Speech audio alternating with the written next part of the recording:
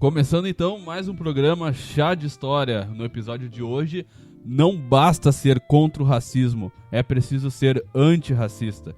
Gravamos no dia 8/6, numa segunda-feira, às 18h35, nosso último dia de evento online, primeiro Fórum de Humanidades do GAP.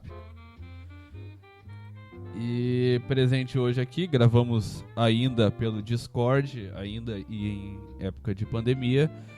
Eu que vos falo, MD, vai com Douglas. Nosso host, Pablo Coelho. Eu. Nossa convidada que já participou do podcast falando sobre o grupo dela, Preta Sim, Moreninha Não, a Nachelle. Oi. E a nossa convidada também, para agregar aí, fazer um debate bem legal, a Graziella. Olá! Então, apresentar todo mundo, como de praxe, e pra gente aprofundar essas apresentações aí, eu vou te passar a bola, Pablo. Muito obrigado, MD. Só para falar um pouquinho mais da Graziella, é a Graziella Oliveira. Ela é pedagoga, especialista em gestão, mestranda em educação na URGS, presidente do CISME, que é o Sindicato dos Servidores do Município de Esteio, membro do Movimento Negro de Esteio e do Coletivo de Mulheres Negras de Esteio. Então, acho que a gente não tem nem roupa pra falar com uma pessoa dessa, não tem nem QI. Vamos deixar o programa na mão dela, ela fala o que ela quiser que a gente assina aí embaixo. Tu quer dizer alguma coisa, Grazi? De início, assim, já? Na realidade, já agradecer, né? Eu quero já começar agradecendo o convite. Vai ser uma alegria a gente trocar uma ideia. Eu acho que é isso, a gente se constrói no diálogo, né? E é através do diálogo que a gente se faz gente, né? A gente se faz humano. Então, tô bem feliz e vamos lá pro papo. Ótimo. A gente agradece porque não é todo dia que tem alguém gabaritado assim com a gente. MD, hoje é dia 8/6. Isso. E o Ministério detalha erro que inclui 857 mortes em balanço da Covid e reafirma 525 óbitos no domingo. Ou seja, tá morrendo menos gente, parece. Parece? Parece, né, cara? Se tá na internet é verdade. Os caras estão mudando os dados todo dia. É claro. Eu não sei, tá uma confusão, porque eles estão mudando o horário da divulgação dos novos números, né, que tá reduzido o número da Covid, tá mudando os horários, tá mudando a forma de apresentação, o site de transparência tá caindo diversas vezes, então... eu nem sei no que confiar. O triste disso é que aparece a ideia do presidente é que quanto menos informação tem, menos tu pode afirmar que tá ruim, porque tu justamente não tem essa informação. Só que agora, todo dia, a Globo tá metendo aquele barulhinho do... Como é que é quando tem uma tragédia e vem o... Do plantão. Aí tu tá bem tranquilo, vem aquela... A todo volume e os caras falam o número da morte. Então, acho que não vai ficar tão quieto assim. Estão falando alguma coisa, pelo menos. Se bem que é Globo, né? Então também é complicado. Mas estão fazendo alguma coisa. Seguinte, como a gente falou ali no início, o programa de hoje, ele começou, a ideia dele foi quando eu estava conversando com a Nachelle sobre todas as manifestações que estão acontecendo, desde a morte do George Floyd, do João... qual é o nome do menino? Aquele João Pedro, também, que morreu tragicamente, de uma forma inexplicável, né? 70 tiros, não foi? Na casa dele? Brincando no parque. Então, assim, a gente fica sem ter o que falar. Porque é impossível aceitar que isso seja assim. Por isso que até a gente perguntou pra Grazi um nome pro programa e ela veio com essa. Não basta ser... não basta não ser racista, tem que ser antirracista, né? E isso resume bem tudo. Então o programa vai ser mais ou menos isso. Hoje, vamos conversar sobre os recentes acontecimentos ocorridos no Brasil e no mundo após o assassinato de George Floyd pela polícia americana. No Brasil, não vemos a mesma comoção, e boa parte das manifestações se fez com hashtags em inglês, Black Lives Matter. Por que não houve toda essa comoção no caso João Pedro, morto dentro do próprio pátio e tendo laudo inconclusivo em sua morte? Porque Sari Corte Real, patroa da mãe do menino Miguel de 5 anos, não está sendo acusada por homicídio doloso e é vista como uma tragédia e não como assassinato? Porque ninguém levantou hashtags quando a polícia disparou mais de 80 tiros por engano no carro de Evaldo. Por que o corpo negro estendido no asfalto brasileiro não comove? Enquanto gravamos esse programa, 4 jovens negros foram mortos no Brasil. Numa sociedade racista, não basta só não ser racista, é preciso ser antirracista.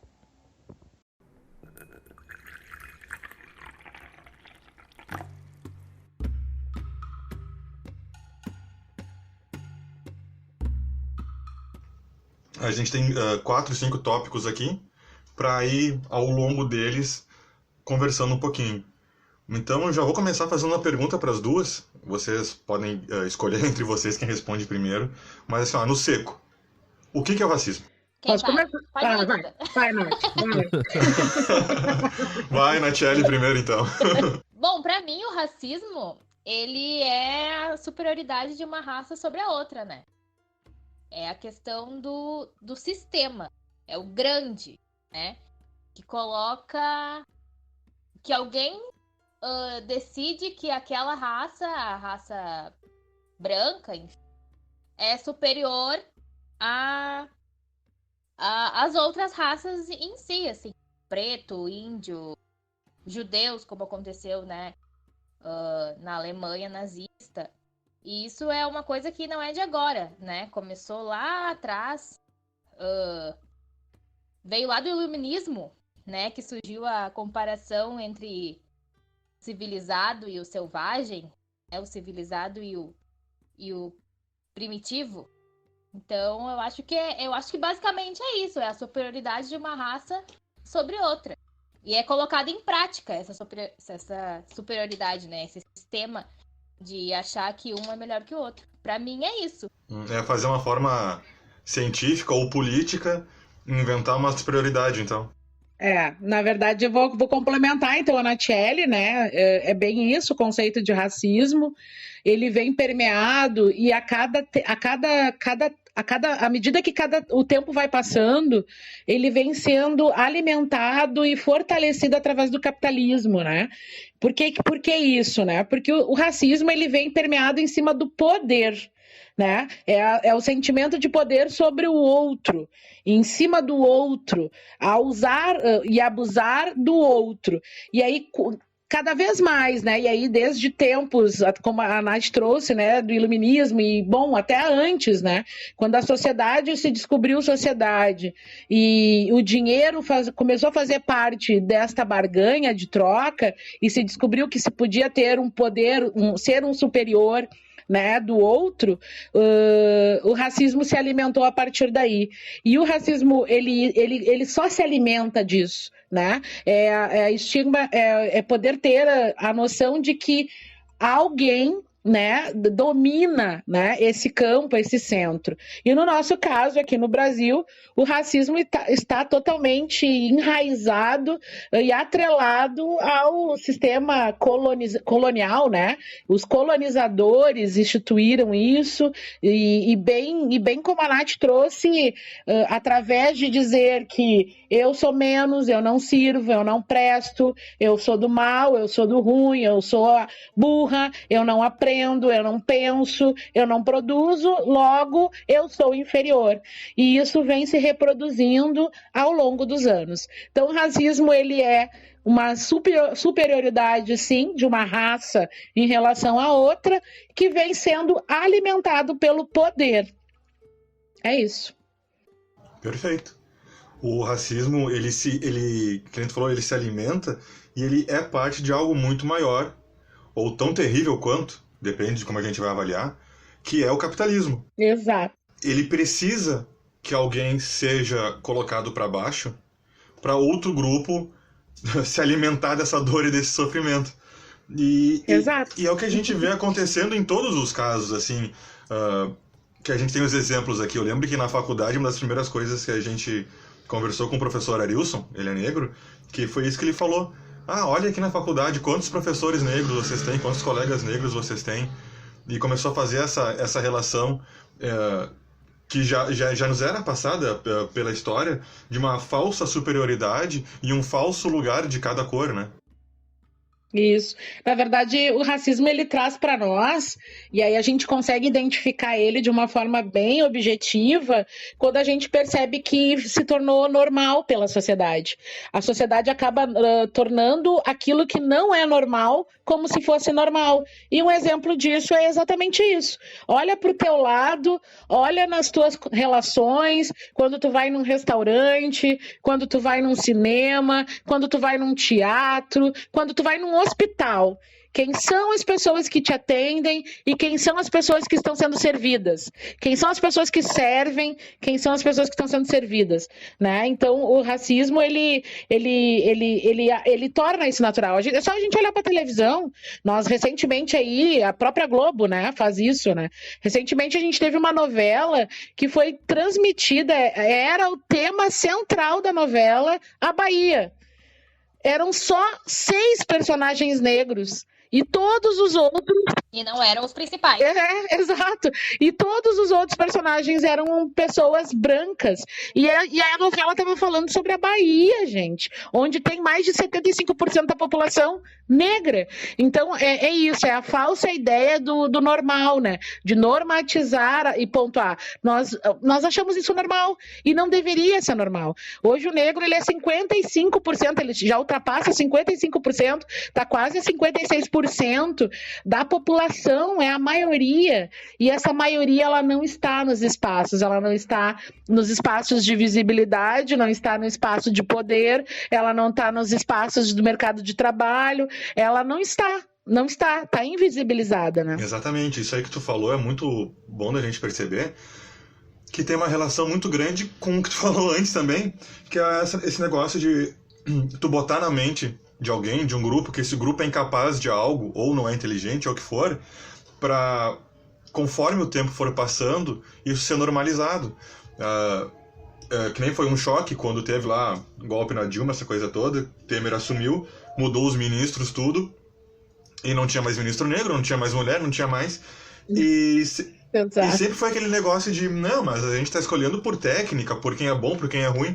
Tá, então tu tá me dizendo que o negro, que a mulher, nenhum de todos que existem no Brasil tem a capacidade para fazer parte do governo, né? E é muito engraçado que quando alguém fala, não, a gente tá escolhendo por mérito, não, ok, tá, é isso, sabe? Então, da mesma forma que tu diz que o grupo lá que é formado só por velho branco, são só eles que podem, sabe? O momento que tu diz uma coisa, tu afirma outra. Então tá dizendo que todos os outros grupos da sociedade são incapazes, né? E isso é completamente terrível pro nosso mundo. Que parece que tá tendo alguma fagulha de esperança em algum grau com isso tudo que tá acontecendo. Mas outra coisa que se fala bastante também é o tal do racismo estrutural. Porque, ok, a gente entendeu que o racismo, ele é um plano. Ele tem uma filosofia, ele tem um projeto, ele se moldava na ciência muitos anos atrás, que nem lá no iluminismo, né? Se media o tamanho da cabeça, se falava que a forma física, o jeito de se mexer e tal. Então ele se pretendia uma ciência. Só que hoje em dia, esse discurso, não que ele não exista, mas ele não é mais oficial. Só que a gente ainda vê o racismo na nossa sociedade. Ele ainda faz parte, talvez de uma maneira escondida e não ensinada de uma forma canônica, digamos assim. A gente aprende a ser racista sem ser pelo Estado, digamos, sem ser por uma instituição. Então, eu quero que vocês também nos comentem sobre o que é o racismo estrutural. Bom, eu acho que a gente acabou falando um pouco sobre o que é o racismo estrutural, né? Uhum. Porque quando a Dinda fala... A Dinda... Pra quem não sabe, a Graziella é Dinda da Nath, então, né? Vai ter uma personalidade maior entre as duas. Vai chamar de Dinda sem querer.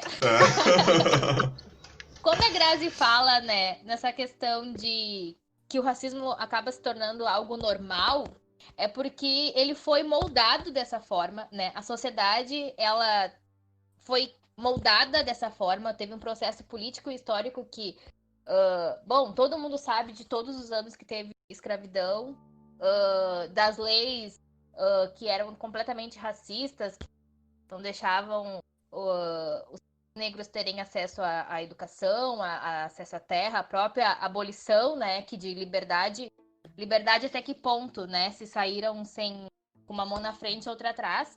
Então a sociedade, ela é racista, né, ela se estruturou em cima do racismo, e quando a gente fala no racismo estrutural, a gente fala exatamente nesse molde da sociedade, quando a sociedade se moldou sendo racista em cima do negro, né? O negro embaixo e todo mundo subindo em cima e ele ficando para trás, né?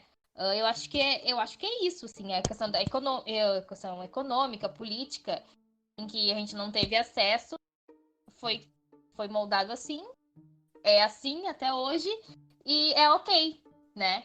É ok ser assim. Isso. E o racismo estrutural, ele se baseia em 3 pontos bastante importantes. E aí cito Silvio de Almeida, né, que é um dos caras que fala brilhantemente, faz uma reflexão muito profunda sobre o racismo estrutural no Brasil, e ele nos aponta três meios assim de reflexão. O primeiro é o racismo individual. O racismo estrutural, ele perpassa pelo individual, que é essa definição que eu e a Nath trouxemos em relação ao normalizar, né? É normal, né? A gente não vê negros na Câmara de Vereadores, a gente não vê negros na sala dos professores, a gente não vê negros num Congresso Nacional, e a gente acha isso normal, né? Como se não existíssemos, e como se fosse, na verdade, não fosse o nosso lugar. Não é o nosso lugar. Então, ele cita, então, o racismo estrutural de uma forma individual, nessa normalização. Ele traz como o racismo estrutural como institucional, que é o segundo ponto que ele aborda, que aí é quando o Estado atua, e nós vamos falar um pouco sobre isso no programa, né? Quando a gente vai refletir aí as mortes desses jovens, do João Pedro, do Iago, né? Do Miguel, né? Eu estou citando aqui os casos do Brasil, né? A gente está falando aí de situações de racismo estrutural institucional, né? Onde o Estado, onde a educação, onde a assistência institucionalmente também reproduz esse racismo, né?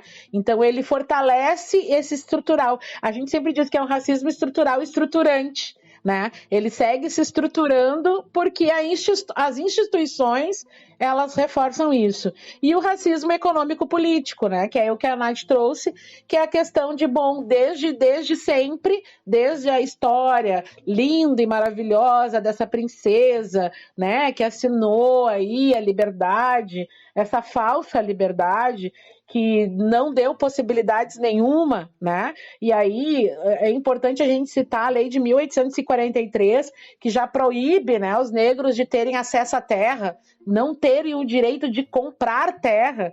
Então pensem que isso tudo já foi sendo pensado minimamente, né? Muito bem pensado. Então vem muito bem estruturado, um planejamento muito bem organizado, para que a gente realmente não tivesse a possibilidade nenhuma de ascensão. Até porque o plano, na verdade, era um plano de embranquecimento da sociedade, né? Havia, inclusive, eu não sei agora dizer o nome desse cientista, esse pesquisador, que ele fez uma representação, inclusive ele apresentou um plano que em 100 anos o Brasil já ia ser todo branco, se eles conseguissem aplicar todo o planejamento de embranquecimento da raça, né? E eles o sucesso era trazer, né, a colonização para o Brasil, damos terra, fortalecemos eles para que eles possam fazer o consumo, e é aí que a gente possa, então, fazer essa miscigenação e cada vez mais branquear o país, porque esse era o plano. Então, o Silvio de Almeida nos faz... Ah, tá. Então o racismo estrutural se estrutura nessas 3 questões, né?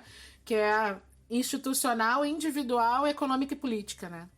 Mas é isso, acho que deu para entender o racismo estrutural? Não, perfeitamente, deu. Tu apresentou aqueles pontos do embranquecimento da população, e era a ideia total, né? Porque se acreditava que conforme tivesse uma provável miscigenação, o pessoal ia ficando cada vez mais branco. Só que não deu certo, né? Mas acho que... não rolou. A ciência dele estava um pouquinho errada. Mas tá, agora a gente já entendeu o que é o racismo. a gente já conversou um pouquinho sobre o que é o racismo estrutural.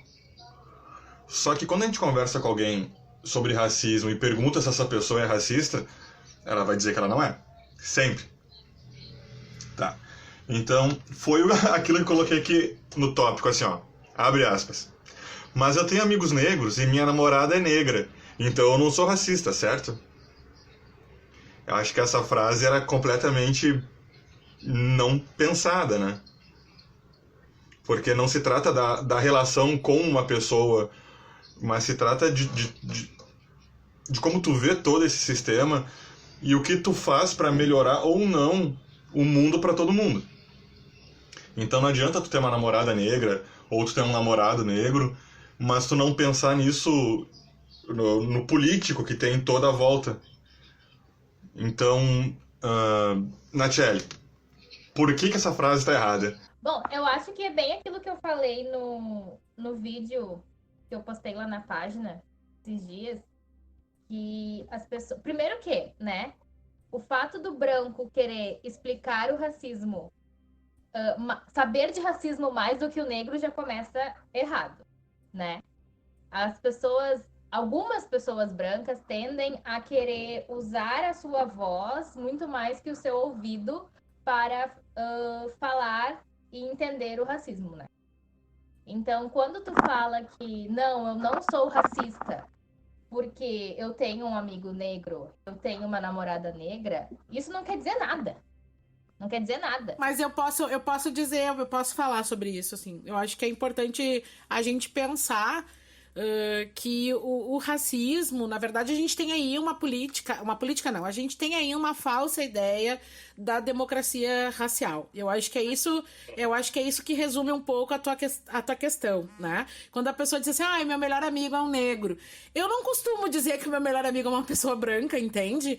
Eu não justifico as minhas relações, ou meu namorado é branco, ou... Enfim, eu não fico me justificando, eu não preciso dar respostas para qualquer pessoa quando eu me relaciono com uma pessoa, quando eu estou tendo relações interpessoais com uma pessoa branca, por exemplo. E realmente, minhas melhores amigas são mulheres brancas, né? E nem por isso eu fico falando isso para as pessoas.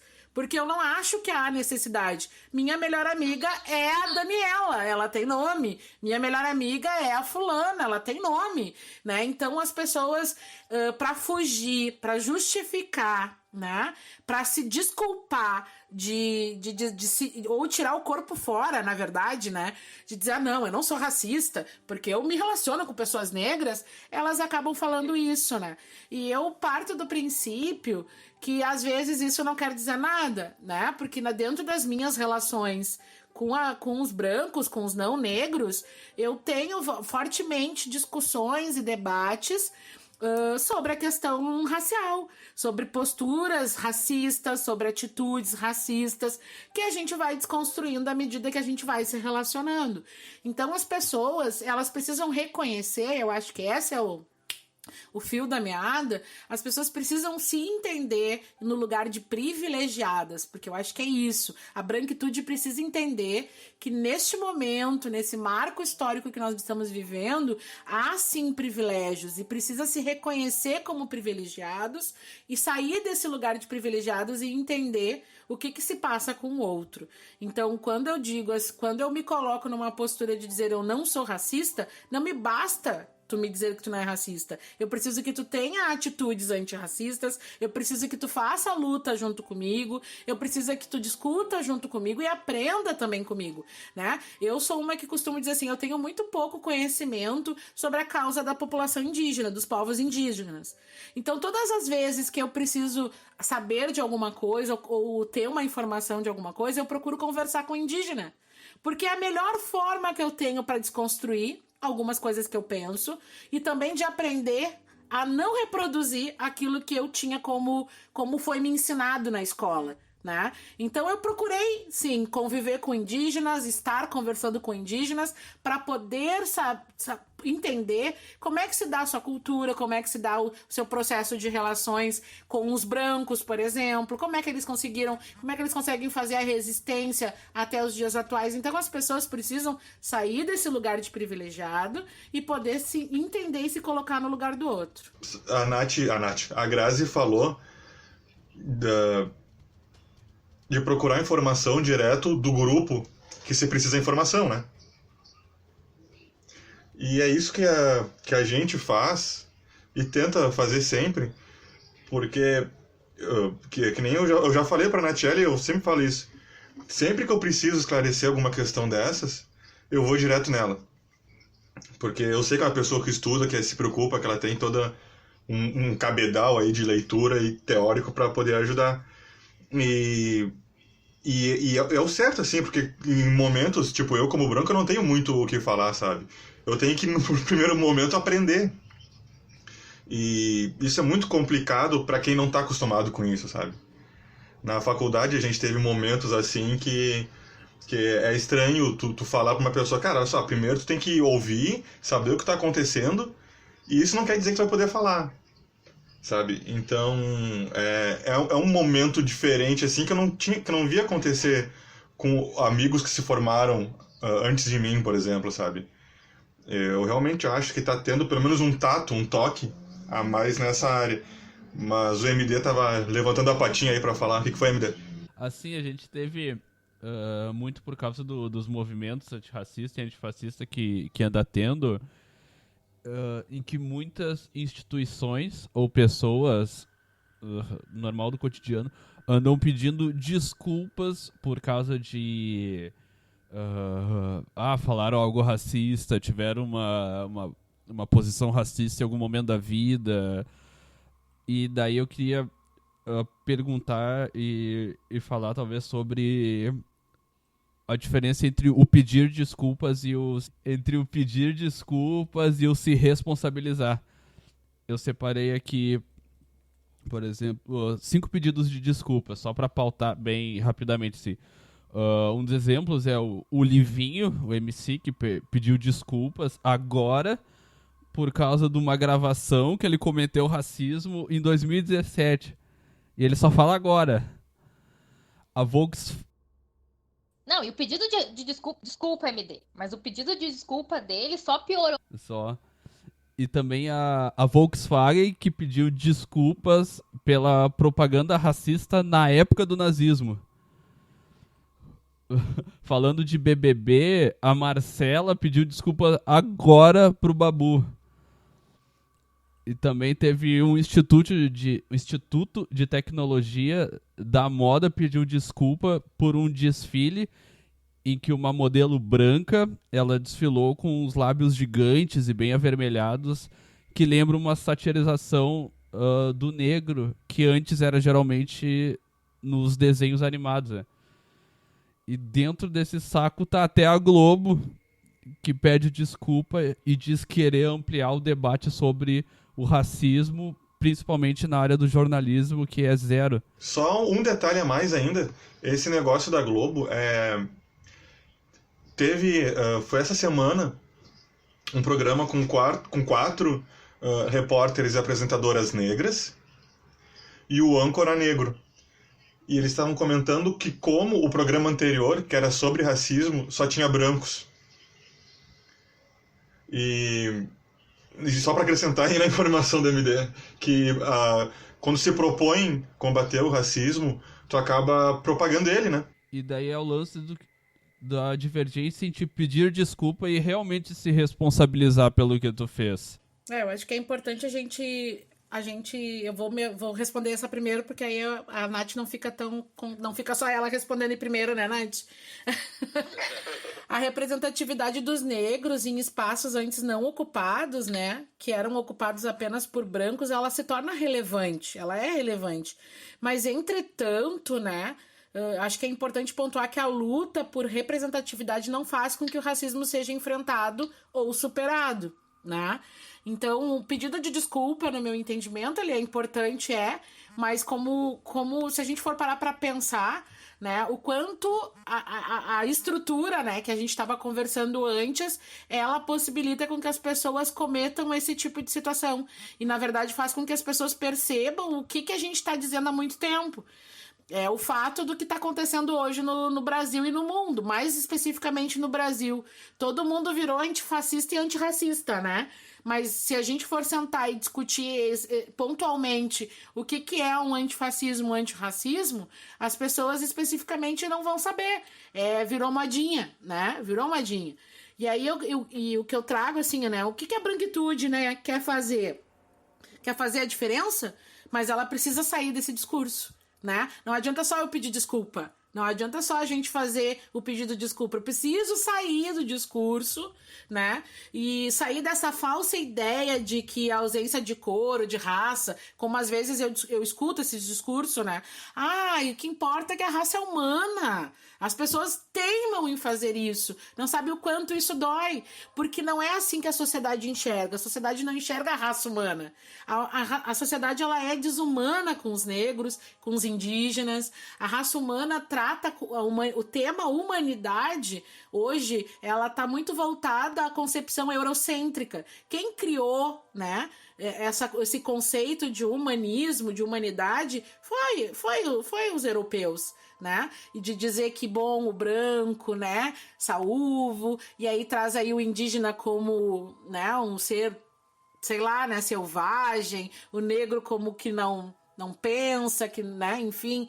Então, essa humanidade verdadeira que a gente busca, ela precisa sim, né, ela precisa sim ser retomada. E aí, e a gente parar com esses discursos. Então, enquanto a gente tiver a branquitude gozando dos privilégios, né, como se fossem direitos, a gente não vai sanar não vamos conseguir fazer uma luta de verdade, como a gente tem lutado aí pelo antirracismo. Não vamos. Se vocês chegarem aí num alguém que vocês conhecem próximo, né? Uma vez eu perguntei para um político aqui da cidade: tu abre mão do teu cargo para um negro entrar? Vamos ter que conversar sobre isso. Pois é, esse é o problema. Os brancos não abrem mão dos seus privilégios para que dê espaço para aqueles que nunca tiveram. Então, respondendo a pergunta, é difícil, muito difícil, a gente conseguir, de fato, efetivamente, fazer com que o discurso saia do discurso e vá para a prática. Uhum. Que o pedido de perdão não seja só uma coisa da boca para fora, né? Seja uma ação, não só um discurso. Muito que se ouve também é quando se fala de racismo e tal. É comum ouvir alguém falando: não, mas eu nunca tive escravo. Por que eu tenho que... Sabe? Por que eu sou racista? Não, mas eu nunca tive. O que eu tenho a ver com isso? E, assim, eu já desisti de achar que a pessoa é burra, sabe? Pra mim já é mau caráter, eu não... Não, até que ponto também esse pedido de desculpas é realmente um pedido de desculpas, né? Não é só... Porque, assim, agora eu me lembrei de uma propaganda que lançou esse ano na Samsung. Não sei se vocês chegaram a ver. Que eles botaram uma modelo negra, lindíssima, assim, a mulher, e para lançar um novo celular que volta aqueles que abre e fecha, sabe? Uhum. E ele é bem pequeno. E aí ela tá caminhando com uma bota, e aí do nada ela pisa num degrau, assim, levanta a calça e tira o celular dali. Uhum. E isso imita muito uma tornozeleira. E aí... E é muito sutil, muito sutil. E aí o pessoal caiu matando na internet. E eles pediram muitas desculpas e tudo mais, refizeram a propaganda, colocaram uma modelo loira com o mesmo celular, tirando o celular de dentro de uma bolsa. Cara, que... Então, esse era o pedido de desculpas deles, assim, nossa, erramos realmente na primeira, então vamos colocar agora uma modelo branca com uma bolsa. Era muito sutil que parecia uma tornozeleira, mas por que eles não refizeram a propaganda com a mesma modelo, utilizando uma bolsa? Sim. Então, é muito sutil. Deveria ser, né? Exato. E ali que a Grazi falou também da questão do Vidas Negras Importam, que as pessoas falam que todas as vidas importam, né? Me lembrou de uma frase da Judith Butler, que tem no livro da Djamila, que ela fala que quando as pessoas refazem a mensagem do Vidas Negras Importam, é porque elas estão selecionando quais são as vidas que realmente importam. Vai ter que fazer uma... É que vocês falaram isso muito bem no início, normalizou, sabe? Então, se tu não te propõe a ter um olhar crítico e tentar olhar além do que é mostrado, assim, na primeira face, né? Tem gente que não percebe, que não entende o que está acontecendo, né? Eu me lembro que eu demorei muito, até depois eu vou falar um pouco sobre isso, eu demorei muito pra me despertar, tá? Eu demorei muito pra entender que eu precisava sair desse espaço de comodidade, de proteção e ir pro enfrentamento. Eu demorei tempos pra fazer isso. E eu me lembro, assim, que o Zafari, a companhia Zafari não contratava negros pra trabalhar. Porque o negro não trazia uma imagem boa, não era um tipo de imagem que os usuários gostariam de ter que lidar. Isso é tão verdade que na faculdade a gente teve uma colega que ela... não lembro se tu vai lembrar o que ela era no Zafari. Se ela era subgerente, alguma coisa assim. Ah, não lembro. Mas tu sabe o que eu tô falando, né? Sim. Que numa aula falaram exatamente isso pra ela. Que ela tava falando sobre racismo, que não pode, e que é feio, e bobo, e chato. E algum colega falou mas que adianta? Tu é gerente, subgerente, sei lá o que é do Zafari, e tu reproduz, tu não dá uma chance pra uma pessoa que é negra. E ela ficou quieta, sabe? Que Zafari não contratava. Tipo assim, o silêncio dela... Sim, não contratava. E era muito assim, era uma discussão que se tinha muito forte, assim, né? E eu me lembro, assim, que eu demorei muito tempo pra consumir no Zafari, em função disso. Né? Então, eu acho que a gente precisa assim, ter atitudes antirracistas, né? Não fomentar, não fortalecer, não alimentar, né? Não alimentar, por exemplo, né? A Marcela, né? A Marcela pediu desculpa pro Babu agora, né? Durante o programa inteiro ele trouxe vários elementos, várias discussões, vários momentos de oportunidade de poder debater sobre a questão racial, né? Assim como ele foi muito, eu achei ele muito não é inteligente, eu achei ele muito bacana e parceiro das mulheres quando ele dizia para os outros homens, cara, te silencia. Para de falar quando as mulheres estão falando. Escuta o que elas estão falando. Escuta porque elas precisam ser escutadas, né? É o momento da gente se calar, a gente sempre se sobrepôs, né? Agora é a nossa vez de se calar e ouvir o que elas têm para dizer. O mesmo acontece com a questão da questão racial, né? Quando a gente discute a questão racial, quando a gente tem a oportunidade de ouvir o negro, principalmente porque passa por situações que muitas vezes só o negro sabe o que é, a gente precisa ter voz. E às vezes é isso que acaba não acontecendo. Não deixam a gente falar, né? Não, isso que a Grazi falou lembra muito a questão da Thaís Araújo e do Bruno Gagliasso. A Thaís Araújo falou em uma entrevista que a cor do filho dela era a cor que fazia as pessoas atravessarem a rua. E ela foi muito criticada. Né? Nossa, como assim? Ela virou meme, vitimista, mimimi. Pouco tempo depois aconteceu o caso de racismo com a Titi, né? A filha do Bruno e da Giovana. E o Bruno fez um discurso na frente da delegacia e a imprensa toda tava lá, né? Todo mundo aplaudindo. E eu não quero diminuir em nenhum momento o que aconteceu com a Titi, porque foi um absurdo. Ela era uma criança, 3 anos. E sofreu o que ela sofreu, assim, né, do racismo que foi feito com ela. Mas por que quando a Thaís falou, uma mulher negra, né, foi lá e denunciou as coisas que aconteciam, não apenas com o filho dela, mas com as crianças que têm a cor do filho dela, ela foi criticada. E aí quando foi o Bruno Gagliasso, um homem branco dos olhos azuis, ele é aplaudido, ele, ai, nossa, ele tem que fazer isso mesmo, e todo mundo... Esse acho que é o maior exemplo desse negócio estrutural. Tá imbricado no nosso ser aqui no Brasil, que é assim, né? O branco falou, então se dá a plateia, né? Então, bate palma e Exatamente. O que eu ia falar, acho que o MD talvez vai concordar comigo, quando a gente começa a tomar essa consciência e parte até para todos os pontos possíveis, né? No meu caso, eu gosto muito de metal, heavy metal.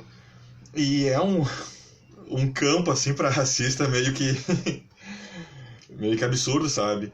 E tu te vê obrigado a não ouvir músicas de bandas que tu adorava, mas daí tu para e pensa e vê notícias e matérias, ou tu vai atrás da história da vida dos músicos e tu vê, assim, Ku Klux Klan,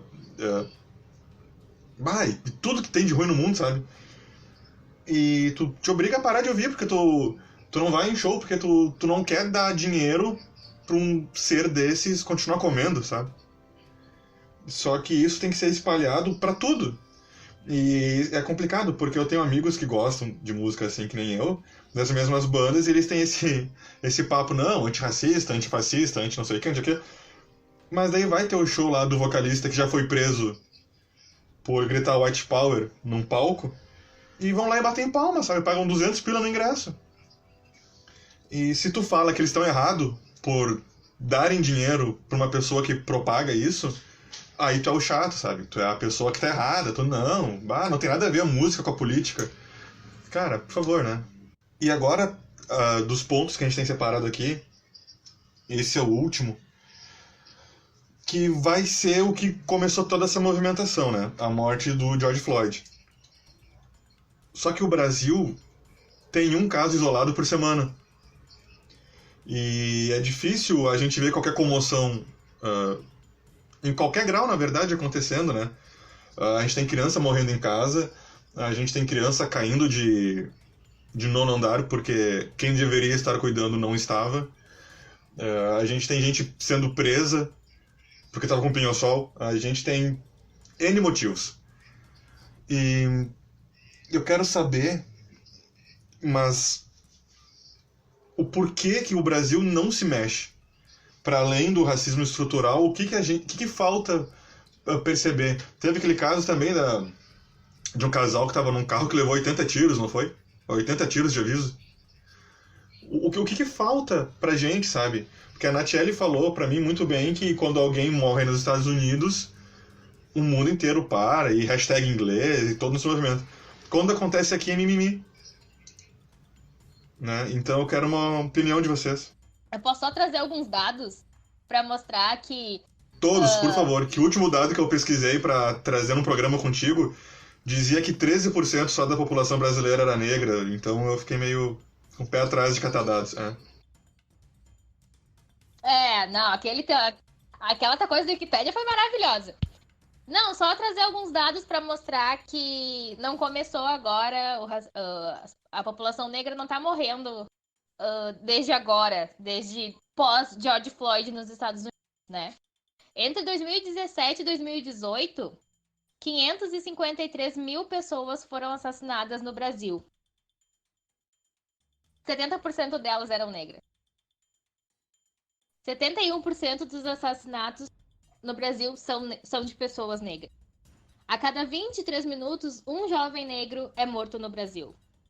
Negros são a maior proporção de residentes em ambientes sem saneamento básico. E graças a isso, em São Paulo, o risco de morte por Covid-19 é 62% maior para negros. Mulheres negras são 60% das mães mortas durante o parto. Mulheres negras são as que mais sofrem com a violência doméstica. 23 minutos, morre um. 23 minutos passa, morre um. Né? E a gente falou um pouco sobre isso anteriormente, quando eu trouxe a questão da humanidade, né? Vou lembrar vocês de um caso. Vocês lembram? Quando aconteceu aquela situação com aquele lindo cachorrinho no Carrefour? Sim. Do segurança, né? Como é que o Brasil reagiu com o cachorrinho? Ah, foi terrível. Queriam fechar a loja, queriam apedrejar. Cachorro, Protesto na Meu frente do Deus! Cachorro com asa. Meu Deus, uma alta movimentação. Então, assim, é isso, né? O racismo no Brasil, o porquê que o Brasil não se mexe, né? Não se comove com mortes negras, porque a vida, é a carne mais barata do mercado, é a pele negra. O negro, ele não tem valia, né?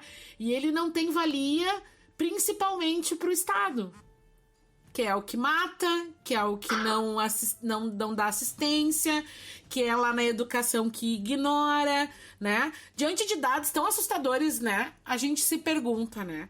O que se pode esperar de uma sociedade que expõe os seus jovens a um grau alarmante de violência? Que extermina os seus jovens, que mais ainda quando esse extermínio tem um recorte cruel, que é a questão de homens negros.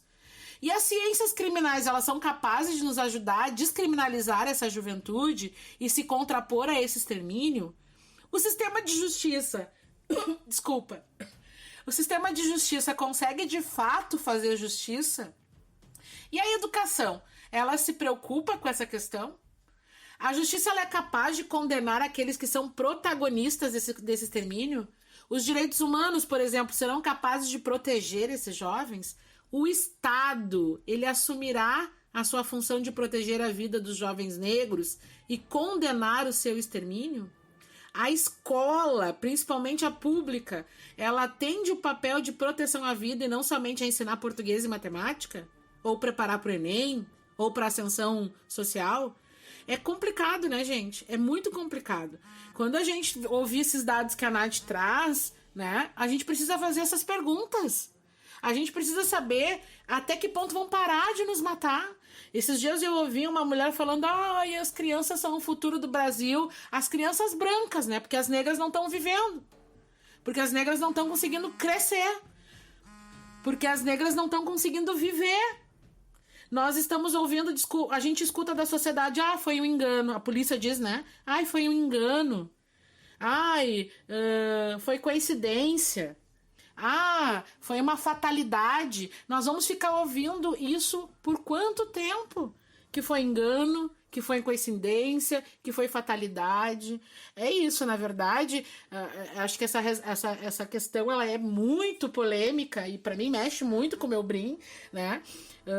Eu tenho medo, eu não sou mãe ainda, eu tenho medo de ter um filho homem.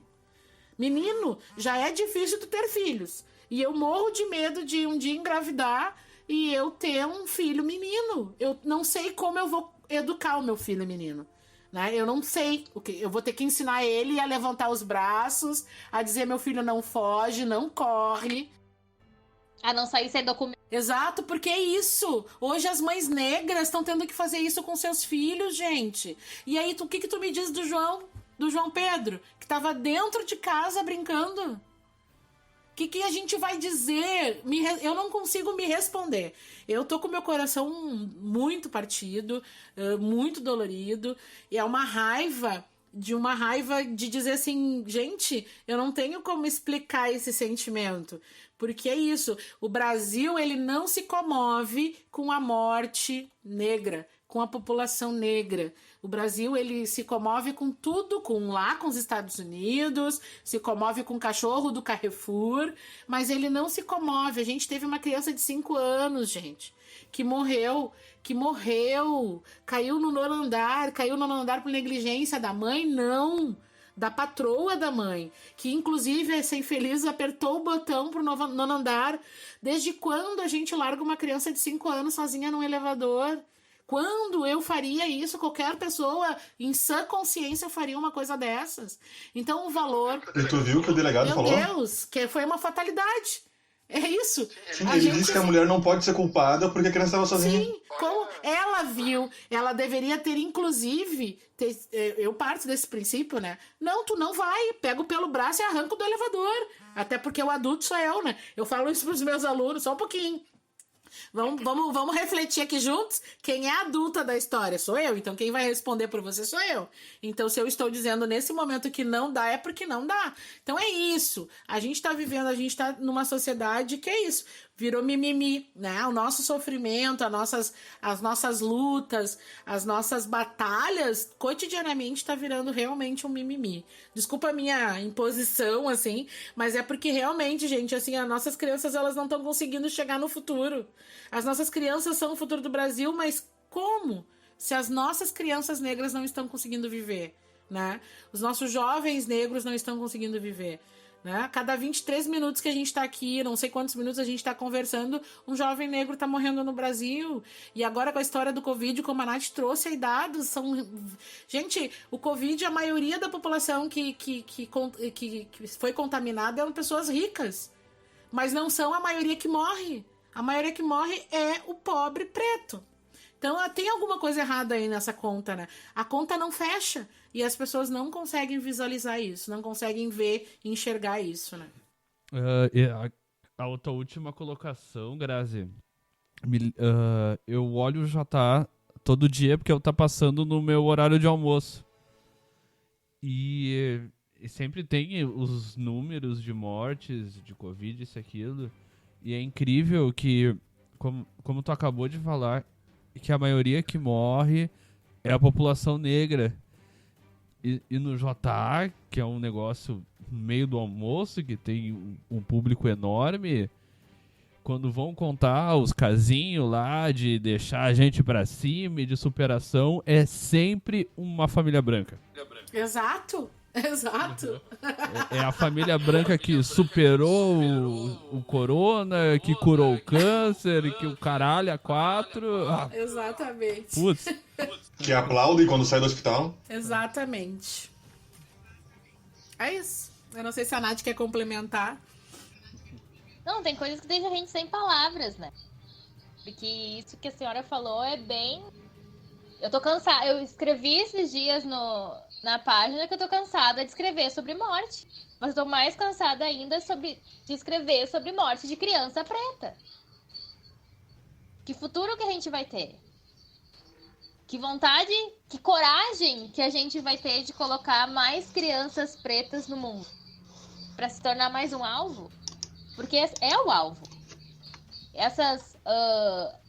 Os acasos que acontecem, né? As balas perdidas, nunca são perdidas na Zona Sul.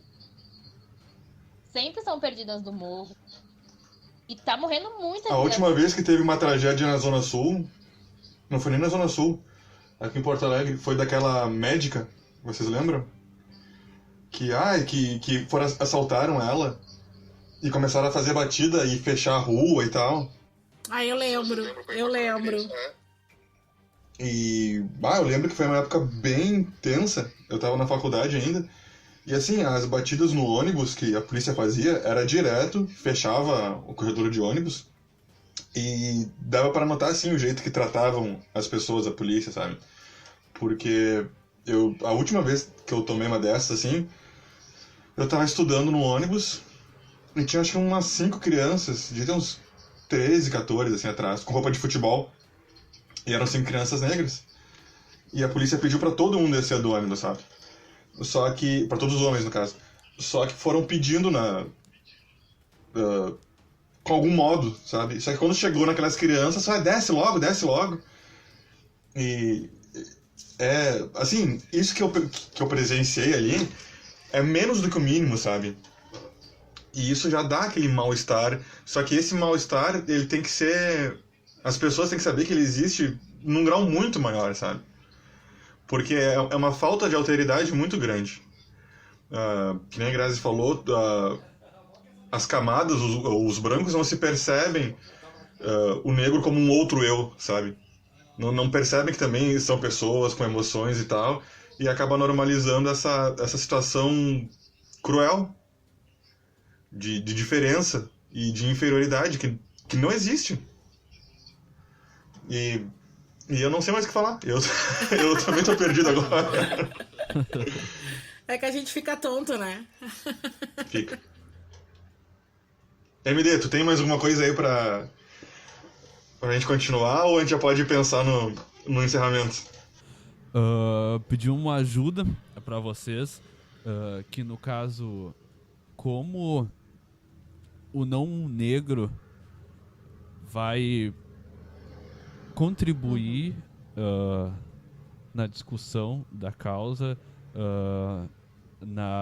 contribuir no protesto, contribuir seja no site, que é o nosso caso, seja no, sei lá, enfim, nos vários locais que existem, e em todos os locais que a gente vai, o racismo está presente. E a gente, como não negro ou como perdido na vida, que é o caso das famílias completamente miscigenadas que não sabem se colocar no mundo, a gente, principalmente agora com as manifestações antirracista e antifascista, vem aquele sentimento de querer fazer alguma coisa e se perceber muito mais na causa. Só que, às vezes, muito pelo colonialismo interno, que a gente não discutiu aqui, a gente, nessa euforia de querer contribuir, a gente acaba fazendo tudo errado. Então, o pedido é basicamente esse: como a gente poderia contribuir como não negro em diversos locais, ou exemplos de locais. O MD ainda falou da questão de que tem uma família muito miscigenada e a pessoa fica perdida porque não sabe se é negra, não sabe se é branca, não consegue se reconhecer em nenhum grupo porque ela não... Talvez porque ela não seja, com algumas aspas, aí, o estereótipo daquele grupo, sabe? Então... Principalmente às vezes que divide o mesmo local, né? Tá na mesma favela, seja na favela ou na favela da favela. E, claro, ainda existe uma relação de poder e uma diferença. Mas a gente consegue perceber e ver, mas não sabe o que fazer. Nath, tu quer responder primeiro? Não, pode ir. A sinceridade dela, os pontos... Não. Vai tu. Responder. Eu acho que tem vários caminhos, né, que a gente pode se ajudar, e eu acho que aí acho que a gente consegue fechar com chave de ouro o tema da nossa conversa hoje, né? Que não basta ser contra o racismo, é preciso que a gente seja antirracista. E eu acho que a solução está aí, né? Numa postura e numa política, numa atitude antirracista. Que seria essa atitude antirracista, né? É estarmos juntos, né? Lutarmos juntos, né? Como a gente começou lá a conversa, né? Não adianta só eu fazer uma postagem lá dizendo isso daí, eu não sou racista, eu sou contra o racismo, e eu achar que só isso basta. Não. Eu preciso me descolonizar, né? Que eu acho que também isso dá um bom programa. Falar de colonialismo interno e falar de descolonização dá um baita programa, porque a gente teria conversas aí por um bom tempo, mas a gente precisa descolonizar o nosso pensamento, descolonizar as nossas atitudes, né? Sair dessa postura e desse momento. Se a gente falou lá no início que o racismo se estrutura através do capitalismo, a gente precisa então começar a pensar numa nova estrutura de sociedade. Uma estrutura de sociedade que não se baseia em cima do trabalho, né, do outro, e que se prevalece, né? A gente sempre diz aí o trabalho escravo, a gente tem um exemplo disso, a reforma da Previdência, né, que tornou aí os trabalhadores, que são os trabalhadores que movem a moeda do Brasil, do mundo, são as pessoas que estão na linha do trabalhador, né, que estão aí, foram escravizados novamente, né? Se a gente for analisar a nova política da reforma da Previdência, ela tornou todos os trabalhadores do Brasil nas mãos dos seus patrões, né? E um exemplo disso está a discussão em relação ao Covid, de libera o isolamento ou não libera o isolamento? Qual é a discussão que está em pauta? É a economia, né? E a economia está apertando, e as pessoas que defendem a economia, que são os grandes empresários, estão tensionando, e quem são as pessoas que vão para o front? Quem é que pega ônibus para se deslocar? Quem é que depende do SUS para se curar? Quem é que depende da escola pública para estudar? É o povo, né? E o povo, a classe trabalhadora e o pobre, mais especificamente, ele tem sim a sua grande parcela, uma parcela negra, né? Então, acho que uma das coisas que a gente deve fazer juntos, né, é lutarmos contra tudo isso, né? É lutarmos contra esse capitalismo que está consumindo as nossas vidas, é lutarmos para que a justiça ela aconteça, né? Eu quero ver a pessoa, a patroa, né, da mãe do Miguel pagando não 20 mil para se livrar de um crime, né? Eu quero ver ela pagando pelo crime que ela cometeu. Eu quero ver o Estado assumindo o erro ao matar o João Pedro, né? Assim como outros tantos brasileiros, tantas mulheres e homens que morrem na mão, né? E sem justiça nenhuma. Então, é lutando junto por uma justiça. E acho que é uma das principais armas que a gente tem hoje, uma das principais armas, não gosto de usar a palavra arma, uma das principais ferramentas que a gente tem hoje é a educação. Nós precisamos juntos cobrar da educação um efetivo trabalho antirracista. Eu quero uma educação antirracista. Eu quero que quando os meus filhos possam frequentar a escola não reproduza o racismo como vem reproduzindo. Eu sempre brinco, né, com os meus colegas, eu não acordo hoje e aperto no botão e escolho a cor da minha pele. Eu acordo todos os dias negra. E quero continuar me acordando negra. E eu quero que a escola, que as gestões, que o secretário de educação, que o professor que está lá na ponta, entenda que o meu filho e os filhos das outras mulheres, dos outros homens, também são negros. Eles também precisam se ver, eles precisam se sentir...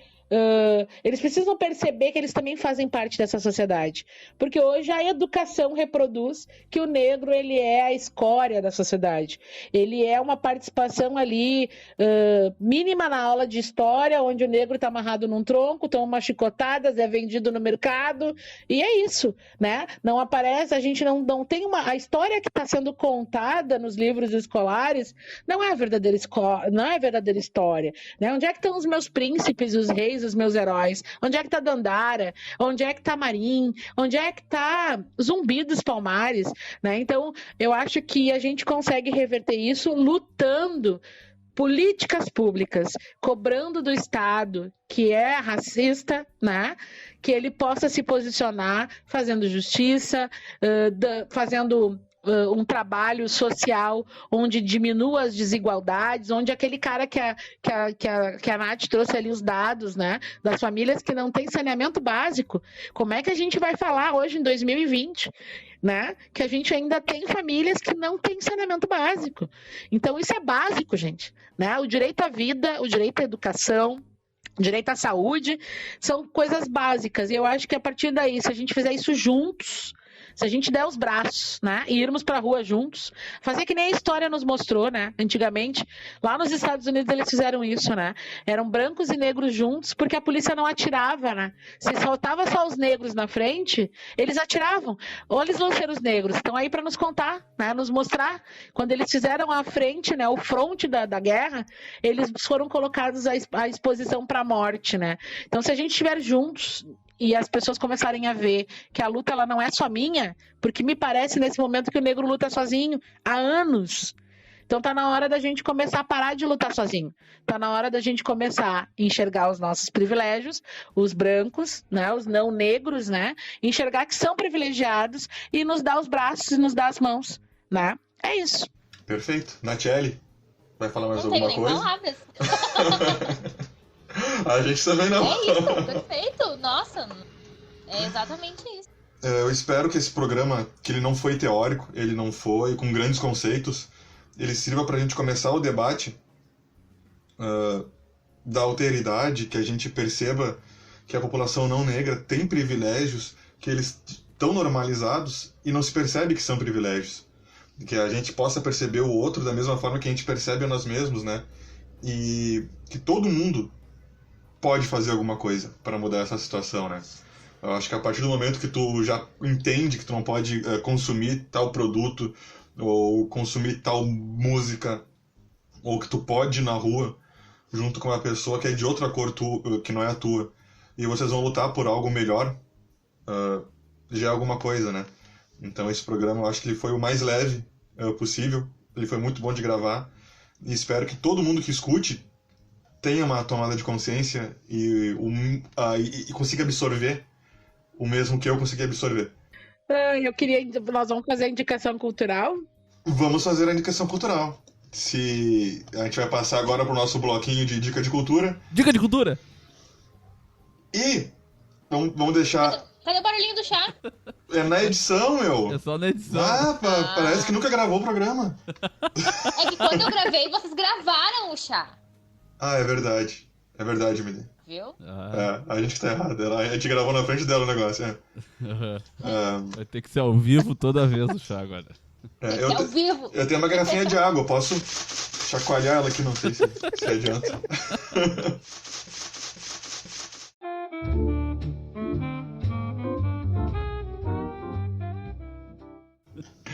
Eu vou deixar o final das indicações para as convidadas. Eu vou dar a minha... Eu vou começar dando indicação, então, que é do Silvio de Almeida, que a Grazi tinha falado antes. Não faz muito tempo que eu conheço ele, mas a fala dele sempre é muito bem feita e muito boa. Ele tem vários vídeos no YouTube, por sinal. E tem um vídeo dele no canal da TV Boitempo, tem 10 minutos e 28 segundos, chamado O que é Racismo Estrutural. Então, eu recomendo isso. São 10 minutinhos, tu senta, tu vê, e é bem didático. Silvio de Almeida. MD, o que tu vai indicar pra gente? Eu vou recomendar o Pequeno Manual Antirracista, da Djamila. Quantas vezes você já recomendou esse livro, cara? Azar, eu vou recomendar todo o programa agora. Azar. Eu vou recomendar ele até aparecer alguém lá nos comentários e falar... De novo? Eu já li. Ou de novo. Natiele. Deixa eu lembrar. Deixa eu lembrar qual que eu indiquei da outra vez. Eu acho que eu indiquei Quem Tem Medo do Feminismo Negro. Eu vou indicar um Foi livro. esse que tu indicou. Foi, né? Eu vou indicar Foi. o livro E Eu Não Sou Uma Mulher, da Bell Hooks. E o livro é muito bom, mas tu tem que ter um estômago muito forte pra ler, porque ele fala sobre a questão da escravidão e da mulher escravizada. Traz coisas muito, muito pesadas, assim. É uma leitura muito importante. É uma leitura que eu demorei bastante tempo pra terminar de ler. Que eu não conseguia terminar um capítulo. Mas ela é muito necessária. Então, essa é a minha dica. E Eu Não Sou Uma Mulher, da Bell Hooks. Perfeito. Grazi, tua dica, por favor. A minha dica é o Movimento Negro Educador, da Nilma Lino Gomes, Saberes Construídos nas Lutas por Emancipação.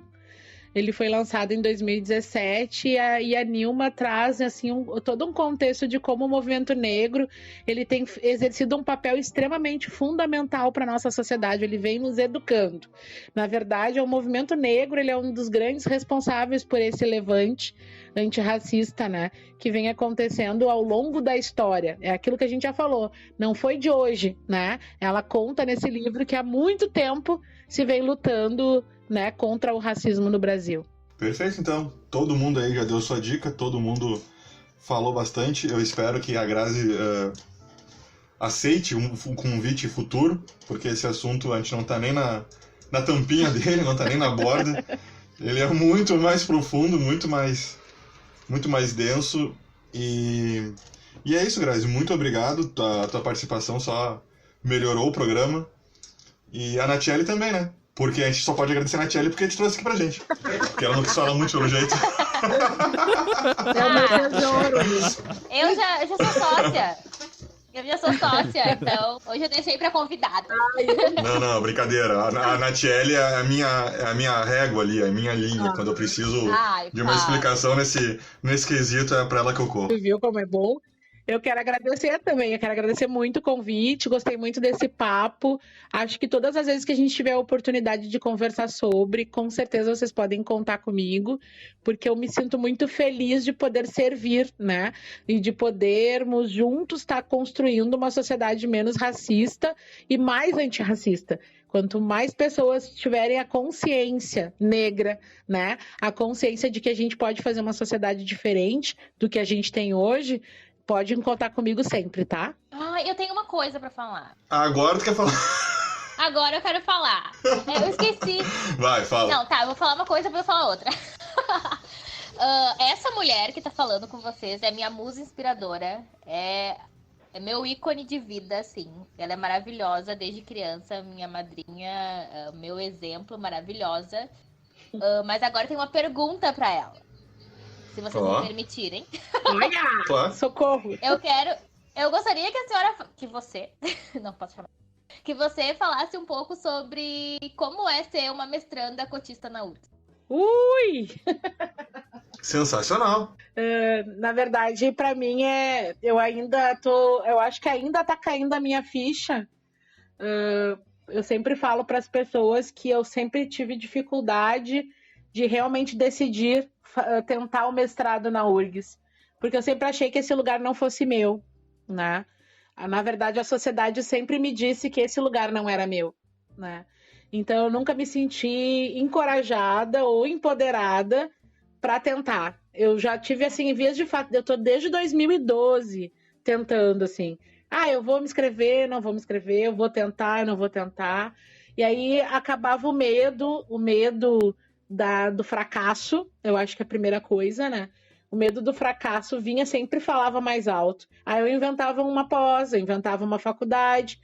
Tanto é que nesse meio tempo eu fiz 2 graduações, eu fiz 2 especializações e fugia do mestrado. E depois, quando eu, então, de fato, tomei a coragem e enfrentei de frente, assim, eu tive a oportunidade de fazer um curso de afirmação na pós, que foi oferecido pelo DEDS, que ajudou a gente a se preparar para o processo de seleção. E, bom, né, eu consegui acessar, consegui entrar como cotista e tem sido, assim, para mim, uma grata alegria, né? É triste porque ainda a gente olha para o lado e vê uma branquitude profunda dentro da universidade, a gente vê um embranquecimento muito gigante, ele é alarmante ainda, mas é muito feliz, assim. Eu confesso para vocês que acho que eu fiquei uma semana chorando. Eu ia para aula e eu estava ouvindo os professores e eu ficava chorando, assim, quieta no meu canto, mas era um choro de felicidade, de dizer assim, meu Deus, eu tô aqui. Eu não sou aluna ouvinte, eu sou aluna do mestrado, né? Então, quero dizer para vocês que, para mim, assim, tem sido um momento de uma experiência profunda. E a minha pesquisa, inclusive, o meu projeto de pesquisa, ele é um projeto antirracista. O tema da minha pesquisa é educação antirracista. E tem sido, para mim, muito bom eu poder, além de fazer usufruto desse espaço que ele é meu, que hoje eu reconheço que esse espaço também é meu, ele também é nosso, eu estou tendo a oportunidade de fazer uma pesquisa que vai reverberar para a sociedade como um todo, principalmente para os não negros. Perfeito, que todo choro seja de alegria. Respondido, Nath. Respondido. Eu acho que o programa, depois dos dados que a Nath trouxe, deixou todo mundo um pouquinho mais... Não é mais seco a palavra, mas um pouquinho mais difícil de engolir, né? Mas essa fala da Grazi, ela só conseguiu melhorar, acabando o programa não com esperança, sabe? Mas assim, tipo, que bom, sabe? Tem coisa boa assim acontecendo. E que seja cada vez mais. Acabamos por hoje? Gurias, acabamos por hoje? Sim. Todo mundo batendo palma, pessoal, por favor. Foi um baita do programa.